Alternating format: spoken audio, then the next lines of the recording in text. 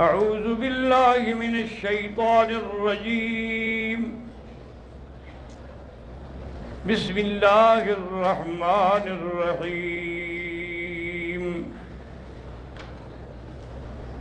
يا أيها الذين آمنوا اجتنبوا كثيرا من الظن إن بعض الظن إثم ولا يغتب بعضكم بعضا أيحب أحدكم أن يأكل لحم أخيه ميتا فكرهتموه وقال في مقام آخر يا أيها الذين آمنوا قوا أنفسكم وأهليكم نارا وقودها الناس والحجارة عليها ملائكة غلاظ شداد لا يعصون الله ما أمرهم ويفعلون ما يؤمرون قال النبي صلى الله عليه وسلم إن دماءكم وأموالكم وعرضكم حرام عليكم كحرمة يومكم هذا في شهركم هذا في بلدكم هذا وقال النبي صلى الله عليه وسلم كل ربا موضوع تحت قدمي فلكم رؤوس أموالكم لا تظلمون ولا تظلمون صدق الله العلي العظيم وصدق رسوله النبي الكريم ونحن على ذلك لمن الشاهدين ومن الشاكرين والحمد لله رب العالمين. برادران اسلام، ایام حج ہیں. اللہ تبارک و تعالی جو آ گئے ہیں، جو آ رہے ہیں، سب کی حاضری اور حج قبول فرمائیں. سب سے اہم چیز جو ہے وہ حقوق العباد، خاص طور پہ حج کے دنوں میں. حقوق جو ہیں یاد رکھو دو قسمیں ہیں. ایک تو حقوق اللہ ہیں جو اللہ کے حقوق ہیں بندوں پہ، یا جس سے اللہ نے منع فرمایا ہے اور ہم نے اس کو کیا ہے. حقوق اللہ جو ہیں وہ تو توبہ کرنے سے یا نیک اعمال کرنے سے بھی معاف ہو جاتے ہیں. ان الحسنات یذہبن السیئات، نیکیاں گناہوں کو مٹا دیتی ہیں. لیکن حقوق العباد جو ہے وہ معاف نہیں ہوتے جب تک صاحب حق، جس کا حق ہے، وہ معاف نہ کرے. وہ معاف کر دے یا اس کا حق اس کو دے کے راضی کر لے، ورنہ وہ معاف نہیں ہوں گے. حضور صلی اللہ علیہ وسلم کے پاس جب کوئی میت آتی جنازہ پڑھنے کے لیے تو حضور صلی اللہ علیہ وسلم سب سے پہلے یہی پوچھتے کہ بھی اس کے اوپر بھی قرض یا کوئی دین ہے. اس کے وارث بتاتے کہ جی اس پہ کوئی قرضہ نہیں، کوئی دین نہیں، تو آپ نماز پڑھا دیتے. اگر کوئی کہتا جی اس پہ قرضہ ہے تو کہتے صلو علی صاحبکم، صحابہ سے کہتے تم جنازہ پڑھ لو، میں اس پر جنازہ نہیں پڑھتا. لیکن وہ دور صحابہ کا دور تھا، فوراً کوئی صحابی کھڑا ہو جاتا، وہ کہتا ہے حضور آپ جنازہ پڑھ لیں، میں ادا کروں گا اس کا حق، تاکہ یہ آپ کی دعا سے تو محروم نہ جائے. یعنی اتنا احتیاط حضور پاک صلی اللہ علیہ وسلم کرتے تھے اسی لیے آپ نے خطبہ حجۃ الوداع میں، جو کہ آپ کا حج ہی ایک ہے، وہی حجۃ الوداع ہے، اسی لیے حضور نے اعلان فرمایا تھا کہ بھی پوچھ لو مجھ سے جو جو چیزیں پوچھنی ہیں، لعلی لا اراکم بعد عامی ھذا، ہو سکتا ہے کہ پھر اگلے سال ہم نہ ملیں ایک دوسرے. اور واقعی وہی ہوا کہ حضور کا حج آخری، واپس گئے تو پھر ربیع الاول میں وفات ہو گئی. تو اس میں بھی آپ نے یہی اعلان فرمایا کہ ان دماءکم و اموالکم و ارضکم، تمہارا خون، تمہاری عزت، تمہارے مال حرام ہے ایک دوسرے پر ناجائز طریقے سے رہنے کے لیے. جیسے آج کا دن حرمت والا ہے، آج کا مہینہ حرمت والا ہے، یہ شہر حرمت والا ہے. اور اسی لیے حضور نے اس دن ربا کے ختم کرنے کا بھی اعلان کیا، کیونکہ ربا سے لوگوں پر بڑا ظلم ہو رہا تھا، لوگ پس رہے تھے. لیکن یہ ہماری بدقسمتی ہے کہ ہندو اور یہودی اور کافر ٹکے پیسے میں سود لیتے تھے، آج مسلمان سینکڑوں میں لیتے ہیں، اور سود کو سود نہیں سمجھتے. یہ اور بڑا گناہ ہے، ایک ایک گناہ کرنا، ایک ایک گناہ کو گناہ بھی نہ سمجھنا. تو اللہ تبارک و تعالیٰ کے پیغمبر نے اس دن تمام حقوق بیان فرمائے کہ والدین کا کیا حق ہے، اولاد کا کیا حق ہے. والدین کے لیے آپ نے فرمایا کہ بھی وہ تمہاری ہر چیز کے گویا کے مالک ہیں. اگر ان کے پاس مال نہیں ہے، ان کو ضرورت ہے، تو انت و مالک لابیک، تم بھی اور تمہارا مال بھی تمہارے والدین کا ہے، وہ جو چاہیں تصرف کریں. اور اسی طرح آپ نے اولاد کے حقوق بھی بیان فرمائے. حضور پاک نے فرمایا کہ اولاد کا سب سے پہلا حق یہ ہے کہ جب اللہ بچہ دے تو اس کا نام اچھا رکھو، کیونکہ اسی نام سے وہ پکارا جائے گا. اسی لیے حضور پاک کی خدمت میں کئی لوگ آتے تھے اور ان کے نام صحیح نہیں ہوتے تھے تو حضور بدل دیتے تھے. پہلا حق بچے کا کیا ہے کہ نام اچھا رکھو. دوسرا حق اس کا کیا ہے کہ اس کا عقیقہ ادا کرو. عقیقہ جو ہے اگر لڑکا ہو تو 2 بکرے ہیں اور لڑکی ہو تو 1 ہے، اور 7ویں دن عقیقہ ہو جانا چاہیے. کیونکہ جب تک آپ عقیقہ نہیں دیتے تو الولد رہینۃ لعقیقتہ، گویا کہ وہ اس کے اندر رہن رکھا ہوا ہے جب تک عقیقہ ادا نہ ہو. اور تیسرا حق اولاد کا یہ ہے، آپ نے فرمایا کہ اس کو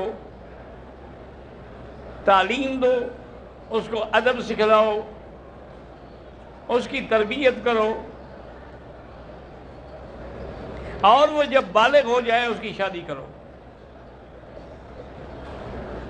اگر بچہ بالغ ہو گیا اور آپ نے اس کی شادی نہیں کی، اذا ارتکب اسما، اگر اس نے کوئی گناہ کیا تو وہ گناہ اس کے باپ پہ لکھا جائے گا.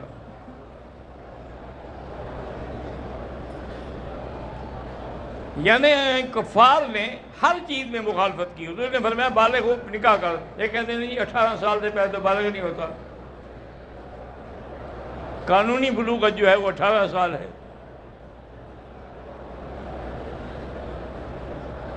حالانکہ بالغ تو بعض بچے جو ہیں وہ 9 سال کے بھی ہو جاتے ہیں،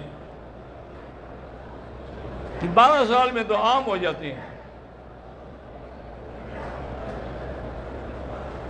تو اس لیے آدمی کو اس میں غفلت نہیں کرنی چاہیے. یہ بچے کا آپ پر حق ہے، اگر آپ ادا نہیں کریں گے تو آپ اس کے گناہ میں پکڑے جائیں گے. ایک تو مشکلات ہمارے یہ ہو گئے ہیں میرے بھائی کہ آج شادی کرنا جو ہے وہ ایک ایسا حال ہے کہ جی یہ زیور ہو اور یہ فرنیچر ہو اور یہ گھر ہو اور یہ چیزیں ہوں، یعنی وہ آدمی بالکل اس کا ستیہ ناش ہو جاتا ہے شادی کرتے کرتے. اسلام میں تو ایسی چیزوں کا کوئی ضرورت ہی نہیں ہے۔ اسلام تو سیدھی سادی بات ہے کہ مسجد میں آ کے نکاح پڑھ لیں، ہو سکے تو کچھ کھجوریں تقسیم کر دیں، اور نکاح جو ہے یہی رخصتی ہے۔ اب ہم نے تو کئی عذاب بنائے ہوئے ہیں جی، اب یہ مہندی ہے، اب یہ فلان ہے، اب یہ نکاح ہے، اب یہ رخصتی ہے۔ انا للہ و انا الیہ راجعون۔ نتیجہ یہ ہے کہ آج ہزاروں لڑکیاں بیچاری شادی کے انتظار میں بیٹھی ہوئی ہیں۔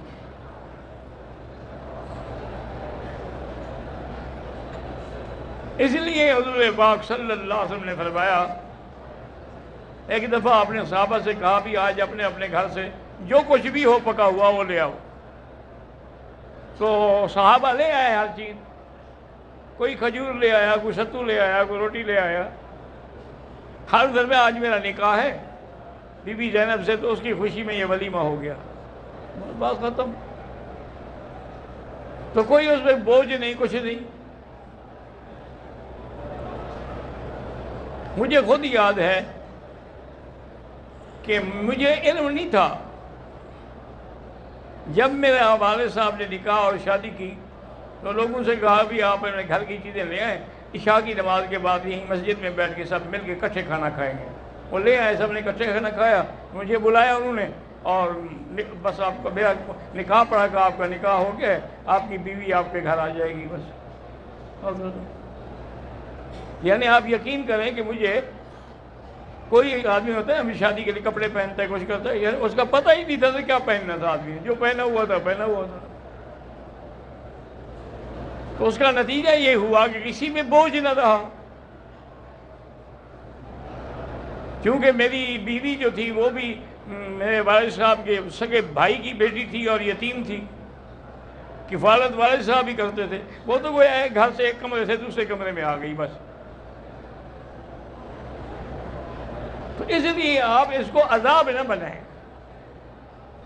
حالانکہ لڑکیاں جو ہیں ان کے بڑے حقوق ہیں، اور جس کے گھر میں آج کل لڑکی پیدا ہو وہ بڑا مایوس ہو جاتا ہے۔ یہ کافروں کی رسم ہے کہ لڑکی پیدا ہونے پہ اداس ہو جاتے تھے، حالانکہ اگر پہلی لڑکی پیدا ہو تو رحمت کی دلیل ہے۔ حضور نے فرمایا کہ جس آدمی کی ایک لڑکی فوت ہو گئی، اس نے صبر کیا، اس کی تجہیز و تکفین کی، اس کے لیے دعائے مغفرت کرتا ہے، تو اس کے بدلے میں اللہ اس کو جنت دیں گے۔ اور فرمایا جس کی 2 لڑکیاں فوت ہو گئی اس کو بھی جنت ملے گی، اور فرمایا جس کی 3 لڑکیاں فوت ہو گئیں اس کو تو قیامت میں کہا جائے گا کہ جنت کے جس دروازے سے چاہو داخل ہو جاؤ۔ تو لڑکوں کے بھی حقوق ہیں اور لڑکیوں کے بھی حقوق ہیں، اور اسی طرح سے یاد رکھیں کہ حضور صلی اللہ علیہ وسلم نے سب کے حقوق بیان فرمائے۔ ایک آدمی سیدنا امیر المؤمنین عمر رضی اللہ تعالیٰ عنہ کے پاس آیا، اپنے بیٹے کو بھی ساتھ لے آیا، کہنے لگا یہ میرا بچہ ہے لیکن نافرمان ہے، میری بات نہیں مانتا، میرا ادب نہیں کرتا۔ حضرت نے فرمایا ہاں بھائی کیا بات ہے؟ اس نے کہا حضور نے تو فرمایا ہے نا کہ اپنے اولاد کے لیے کوئی اچھی عورت تلاش کریں، کسی اچھی عورت سے شادی کریں۔ تو میرے باپ نے تو ایک گندی سی لونڈی ہے اس سے شادی کی ہے، وہ بھی کنیز ہے، حر بھی نہیں ہے۔ اور حضور نے فرمایا کہ اچھا نام رکھیں، اس نے میرا نام جوڑ رکھا ہے، جھگڑالو۔ تو حضور نے اس کے والد کو کہا کہ دیکھو تم اس کی نافرمانیاں بیان کر رہے تھے، اس نے تو تمہیں نافرمان ثابت کیا ہے۔ تو اس لیے ہمیشہ اصول رکھیں، بیویوں کے بھی حقوق ہیں، شوہروں کے بھی حقوق ہیں۔ شوہروں کا اتنا بڑا حق ہے کہ کچھ لوگ آئے حضور صلی اللہ علیہ وسلم کو تعظیمی طور پہ سجدہ کرنا چاہتے تھے، اور پھر میں خبردار، اگر تعظیمی سجدہ کسی کو جائز ہوتا لآمر امرأۃ ان تسجد لزوجہا، میں عورت کو حکم دیتا کہ اپنے خامند کو سجدہ کرے، لیکن اللہ کے سوا کسی کو نہ تعظیمی سجدہ جائز ہے نہ حقیقی سجدہ جائز ہے۔ جیسے آج کل ہمارے بہت سارے لوگ بھی چاہے اس گمراہی میں ہیں کہ جی قبر پہ جو سجدہ کرتے ہیں ہم اس میں کوئی سبحان ربی الاعلیٰ پڑھتے ہیں، قبر پہ جو سجدہ کرتے ہیں کوئی ہم خالص سجدے کی نیت سے کرتے ہیں، وہ تو ایک تعظیم ہے، تعظیمی طور پہ ہم جھکتے ہیں، تو یہ تعظیم ہی تو شرک بنتا ہے۔ جب تک دل میں تعظیم نہیں ہوگی آدمی اس کو سجدہ کیسے کرے گا؟ عظمت اللہ کی ہونی چاہیے، سجدہ بھی اللہ کا ہونا چاہیے۔ اور اسی طرح خامند کا بھی بیویوں پہ حق ہے۔ حضور نے فرمایا 3 چیزوں کا خیال کیا کرو کہ اذا امر زوجها اطاعته، جب خامند اس کو اپنی خواہش کے لیے بلائے تو اسی فرما برداری کرے، وَإِذَا رَآهَا سَرَّتْهُ، اب جب وہ گھر سے اندر آئے، اپنے گھر میں آئے باہر سے، تو اس کو بیوی کو دیکھ کے خوش ہو جائے کہ وہ تیار ہو کے بیٹھی ہے۔ ہمارے ہاں تو الٹا رواج ہے نا کہ شادی پہ جانا ہو، کسی پارٹی میں جانا ہو، فنکشن میں جانا ہو تو بڑی تیاری کرتی ہیں، اچھے سے اچھے کپڑے پہنیں گی، میک اپ کریں گی، سنگار کریں گی، اور خامند کے لیے سر پھاڑ منہ جھاڑ والی بات ہوتی ہے، اس کو دیکھ کر بھی اس کی خواہش مٹ جائے، اس کا گناہ بھی قیامت میں اس کو ہوگا۔ لازمی بات ہے کہ وہ اس کی اطاعت کرے۔ ایک دفعہ ایک صحابی حضرت ابن عباس سے مسئلہ پوچھنے کے لیے گئے، دیکھا کہ عشاء کے بعد حضرت غسل کر کے اچھے کپڑے پہن کے تیل لگا کے کنگھی دے کے تیار ہو رہے ہیں، اس نے کہا میں غلط وقت پہ آ گیا، حضرت نے شاید کہیں جانا ہے۔ اس نے پوچھا حضرت کیا تیاری کر؟ فرمایا میں اپنی بیوی کے لیے تیار ہو رہا ہوں، جیسے ہم چاہتے ہیں کہ بیوی اچھے لباس میں ہو، وہ بھی تو چاہتی ہے نا کہ میرا خامند بھی اچھے لباس میں ہو۔ اگر خامند کے کپڑوں سے بدبو آئے گی تو وہ بیچاری کیا کرے گی؟ ناک پہ کپڑا رکھ کے پڑی رہے گی۔ اسلام نے دیکھو کتنی لحاظ کیا ہے، جانوروں کے بھی حقوق بیان کیا۔ انہوں نے فرمایا کہ چھری تیز کر کے ذبح کیا کرو، اور ساتھ یہ بھی سنایا کہ ایک عورت نے بلی پالی ہوئی تھی، کسی بات پہ غصہ آ گیا، بلی کو باندھ کے رکھ دیا، نہ اس کو چھوڑے نہ اس کو خود پانی دے کھانا دے، نتیجہ یہ نکلا کہ وہ بلی مر گئی، تو اس بلی کی وجہ سے اللہ نے اس کو جہنم میں بھیجا۔ تو اس لیے ہر چیز کے حقوق ہیں جن کا آدمی کو ہر حال میں خیال رکھنا چاہیے۔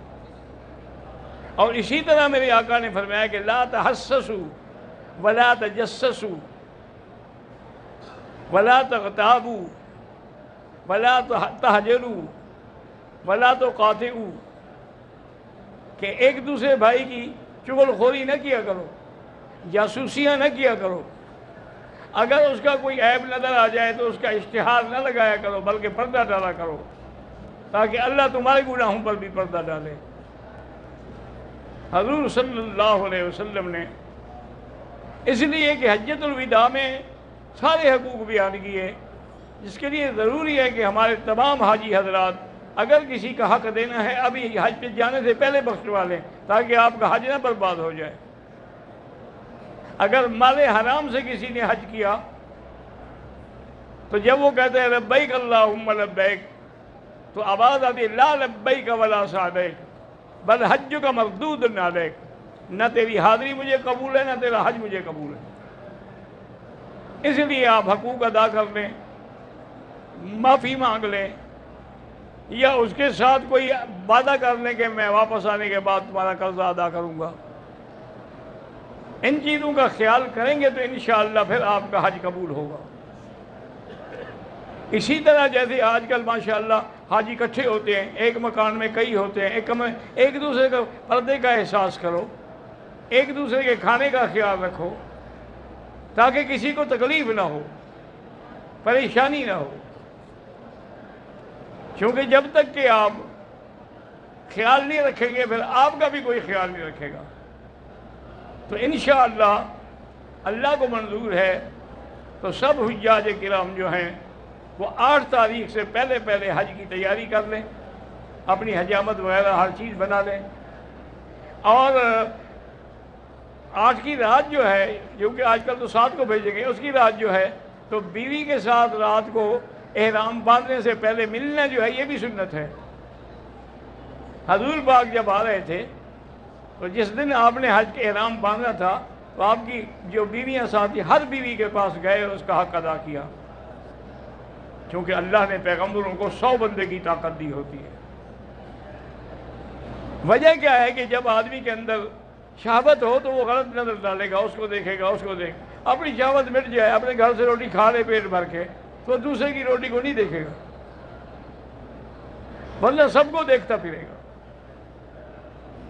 اور اس کے بعد یہ ہے کہ آپ کے کپڑے، آپ کی ہر چیز پاک صاف ہو. احتیاطاً ایک چادر بھی ساتھ رکھ لیں کہ خدا نہ خواستہ چادر خراب ہو گئی تو آدمی بدل لیں، اس کو دھو ڈالیں. ایام حج میں آپ غسل بھی کر سکتے ہیں، مینا میں بھی اور عرفات میں بھی. ہر لحاظ سے اپنے آپ کو تیار کریں. اللہ تبارک و تعالی آپ کے لیے، ہمارے لیے، سب کے لیے حج کی آسانیاں پیدا فرمائے.